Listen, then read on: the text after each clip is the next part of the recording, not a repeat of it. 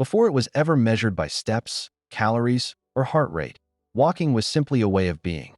In Japan, movement was never loud, never announced, never framed as transformation. It flowed quietly through streets, stations, and seasons, shaping bodies without spectacle and minds without urgency.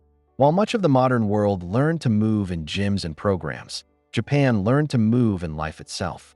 Sidewalks became classrooms, commutes became rituals, and time itself bent around steady motion. To understand Japanese walking is not to study exercise, but to listen closely to history, space, and rhythm. The origins of Japanese walking do not begin in laboratories or fitness manuals, but in the aftermath of national rebuilding following World War II, particularly between the 1950s and early 1970s. As Japan entered its post-war Reconstruction era, cities were redesigned around necessity rather than comfort, with limited private car ownership and a rapidly expanding rail network that demanded walking as part of daily survival. By 1955, urban planners prioritized dense neighborhoods, mixed-use zoning, and proximity between homes, schools, markets, and workplaces, creating environments where walking was unavoidable rather than optional. Movement became embedded into everyday schedules, not as self-improvement, but as participation in society. During the 1960s, as Japan's economy accelerated and rail culture matured, walking evolved into a synchronized national rhythm. Train stations became central arteries of life, requiring commuters to walk significant distances multiple times a day, between home and station, platform and exit, office and errand, often totaling several kilometers without conscious intent. By 1964, the Tokyo Olympics symbolized Japan's modernization, yet beneath the spectacle remained a quiet infrastructure that favored feet over engines. Sidewalks were narrow but continuous, cities compact yet layered, and daily movement normalized across age, gender, and occupation, from factory workers to office clerks to schoolchildren. Crucially, this walking culture was never framed as exercise during this period. There were no slogans, trackers, or wellness narratives guiding behavior between the 1950s and 1970s. Walking was simply how life functioned, how groceries were carried, how children reached school, how elders remained present in public space. This normalization created a cultural soil where movement felt neutral, even invisible, rather than virtuous or forced. Long before Japanese walking gained global attention, it had already shaped posture, endurance, and metabolic health quietly over decades, proving that the most powerful health systems often emerge not from intention, but from everyday design. The modern form of Japanese walking began not as a trend, but as a scientific response to a demographic reality that Japan could no longer ignore in the early 2000s. By 2004, Japan had already become one of the fastest-aging societies in the world, with life expectancy rising while physical decline among older adults accelerated just as quickly. At Shinshu University in Nagano Prefecture, Professor Hiroshi Noze and Associate Professor Shizue Masuki turned their attention toward a central question facing public health. How could aging bodies maintain strength, cardiovascular health, and independence without relying on high-impact exercise or gym-based systems that most older adults would never sustain? Their focus was longevity, not appearance, and function, not performance. Between 2004 and 2009, Noze and Masuki developed what would later be known as interval walking training, or IWT, through controlled clinical trials involving middle-aged and elderly participants. Rather than prescribing constant speed walking, they introduced alternating intervals of fast and slow walking, typically 3 minutes of higher intensity, followed by 3 minutes of recovery, repeated over a 30-minute session. This approach was rooted in exercise physiology, drawing on evidence that interval-based movement improved aerobic capacity, blood pressure regulation, and muscle strength more effectively than steady pacing. Importantly, the method required no equipment, no gym access, and no athletic background, making it accessible to Japan's rapidly aging population.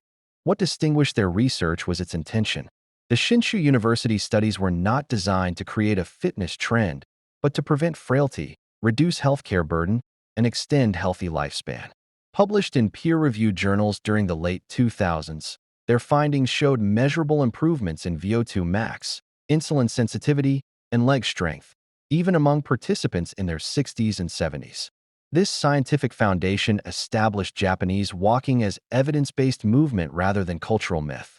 Long before social media discovered it, interval walking training existed as a quiet, data-driven answer to one of the most pressing questions of modern society: how to grow old without losing the ability to live. Japanese walking, as defined by its original research, is neither casual strolling nor aggressive power walking, but a structured interval-based practice designed to work with the body rather than against it. The core of the method is simple and precise: 3 minutes of fast walking followed by 3 minutes of slow walking, repeated for a total session of about 30 minutes. The fast phase is not a sprint and not jogging. It is a brisk pace where conversation becomes difficult but breathing remains controlled.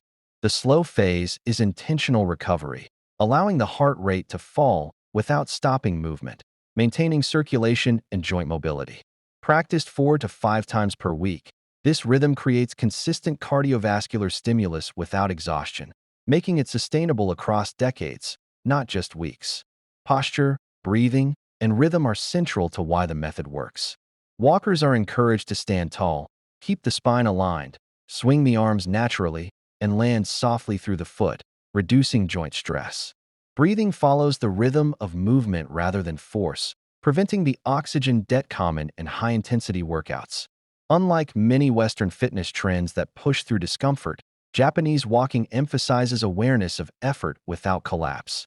The body is challenged, then allowed to recover repeatedly, training resilience rather than strain. This balance is what allows older adults, beginners, and even those with chronic conditions to participate safely under guidance. Equally important is what Japanese walking is not. It is not the popular 10,000-step rule, which emerged from a 1960s Japanese pedometer marketing campaign rather than medical science. It is not jogging, which places repeated impact stress on knees and hips, especially problematic for aging bodies. It is not power walking driven by speed alone, nor is it aesthetic fitness designed for weight loss visuals.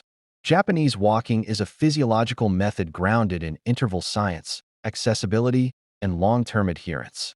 Its purpose is not to burn the maximum calories today, but to preserve strength, balance, and cardiovascular health over years. In a world obsessed with intensity, Japanese walking succeeds by choosing precision, patience, and sustainability instead.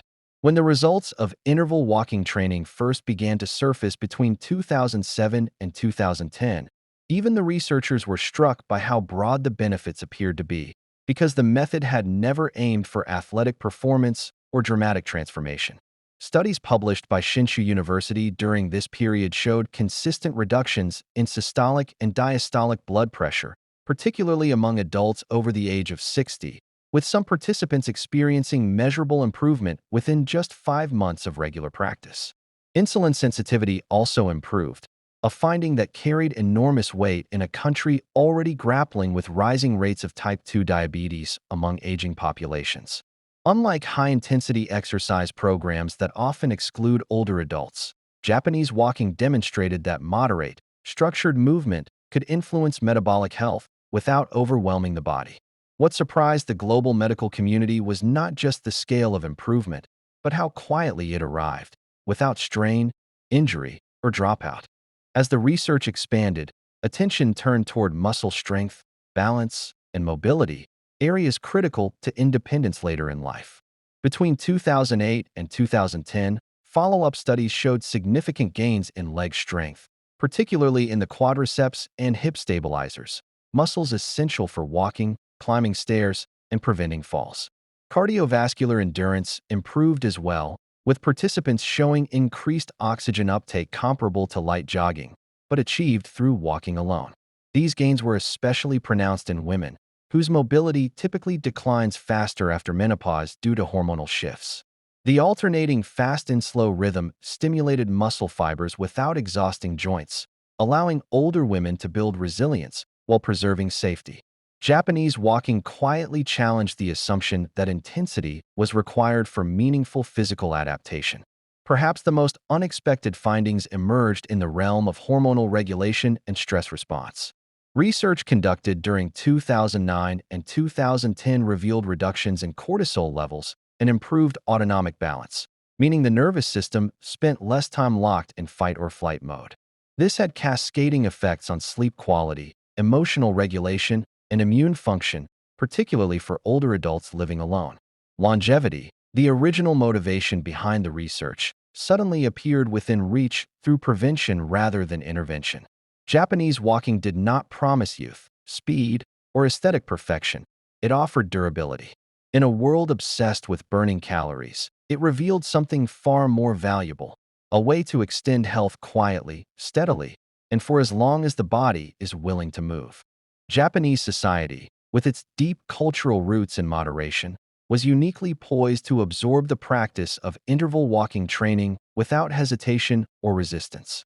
From the early 20th century, Japan's collective health ethos had been centered on balance, neither overindulgence nor deprivation. As the country navigated its post-war recovery, the importance of preserving harmony in both the environment and individual lives became foundational to national policies. In this context, the moderate, sustainable nature of Japanese walking fit perfectly with cultural norms. It wasn't a new concept, but rather a natural extension of a way of life that valued consistency over extremes.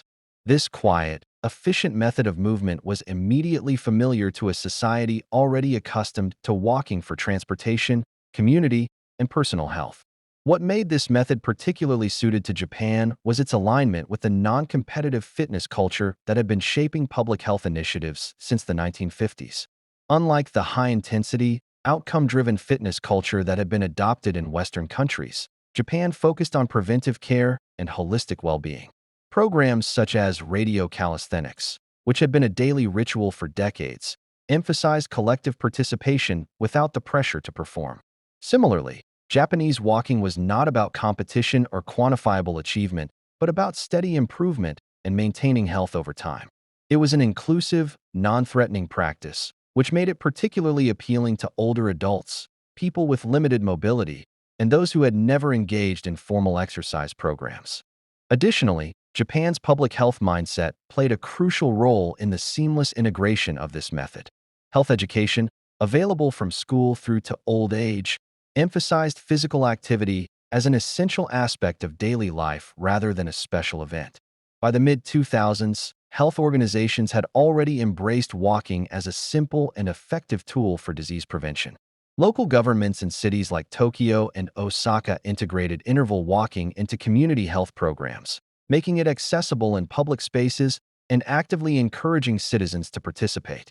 The method didn't feel foreign or revolutionary. It felt like a return to something deeply ingrained in Japan's communal lifestyle. Walking for health was always a part of the cultural rhythm. Japanese walking, with its scientific backing and manageable structure, simply formalized and revitalized what was already there. For nearly 2 decades, Japanese walking existed in near-complete academic obscurity, quietly documented in journals, while the global fitness world chased louder, faster trends. After the core research was published between 2004 and 2009 by Shinshu University, the method remained largely confined to Japan, practiced by older adults and referenced mainly in medical circles. Outside the country, it was overshadowed by step count culture, marathon training, and high-intensity regimens that dominated Western wellness narratives through the 2010s. Japanese walking was never marketed, branded, or aestheticized, and without spectacle, it simply didn't travel. It waited patiently in the background, preserved by data rather than hype, until the world itself slowed down. That moment arrived during the COVID-19 pandemic between 2020 and 2022, when global lockdowns shattered gym routines, disrupted mental health, and forced millions to confront exhaustion on a systemic level. Confined indoors, people searched for movement that required no equipment, no crowds, and no extreme motivation. Walking became the default, but ordinary walking felt insufficient for those conditioned to measure progress aggressively. As burnout spread, physically, emotionally, and digitally, the rediscovery of Japanese walking offered something rare: structure without pressure. Its 3-minute fast and 3-minute slow intervals felt achievable during crisis. and its promise of health rather than transformation resonated deeply in a world already overwhelmed. Social media completed the ignition. In late 2021 and throughout 2022, TikTok and YouTube creators began referencing the Japanese walking method, often citing studies, screenshots of research abstracts, and personal results. The algorithm favored it because it was simple to explain, visually easy to demonstrate, and emotionally aligned with collective fatigue. Unlike punishing fitness trends, this method didn't shame the viewer, it invited them. Wellness culture itself was shifting from performance to preservation, and Japanese walking arrived as the embodiment of that transition. What finally made it viral wasn't novelty, but timing. The world was tired, and for the first time, gentle fitness wasn't seen as weak, it was seen as wise. By the early 2020s, Japanese walking had begun quietly crossing borders, finding fertile ground in countries facing the same demographic pressures Japan confronted decades earlier. In the United States, where the population aged 65 and older surpassed 55 million by 2020, physical therapists and preventive health specialists started recommending interval walking as a low-risk alternative to high-impact exercise. Medical journals and public health discussions increasingly referenced the original Shinshu University studies, especially in relation to blood pressure control and mobility in older adults. Community wellness programs in states like California and Oregon began integrating structured walking intervals into senior fitness classes, reporting improved adherence rates compared to traditional aerobic programs. For American practitioners, the appeal was simple. Japanese walking delivered measurable results without the injury rates that often accompany more aggressive fitness prescriptions. Across the United Kingdom and Germany, adoption followed a similar pattern, driven largely by aging populations and rising healthcare costs. In the UK, the National Health Service's long-standing emphasis on walking as preventive medicine made the transition almost seamless, with clinicians between 2021 and 2023 recommending interval-based walking for patients managing hypertension and early-stage metabolic conditions.